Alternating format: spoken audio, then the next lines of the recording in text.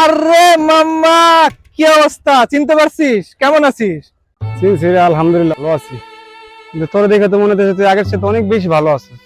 আলহামদুলিল্লাহ ভালো রে। আমি তো সরকারি চাকরি পেয়ে গেছি। কি কস? কিভাবে?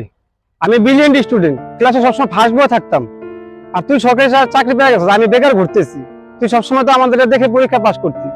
কিভাবে ভাই? ব্যাপারটা আসলে এমন না, মেধা আমারও ছিল। বাট তুই তো জানিস আমার দাদা মুক্তিযোদ্ধা, তো আমার মুক্তিযোদ্ধা কোটা আছে, আমার বাপের পোষ্য কোটা আছে। তো আমি তো জানি আমি কোটায় চাকরি পেয়ে যাব। তো কষ্ট করে তোদের মতো পড়াশোনা করার তো কোনো মানে হয় না। এই যেমন চাকরি পেয়ে গেলাম। ঠিক আছে, তোর মেধা আছে মানলাম, কিন্তু তুই পড়াশোনা করে তো কিছু শিখলি না। তাহলে তোর এই মেধাটা কাজে লাগাবি কোথায়? দোস্ত, আমার একটু কাজ আছে আজকে। ঠিক আছে, আমি পরে কথা বলবো, যাই।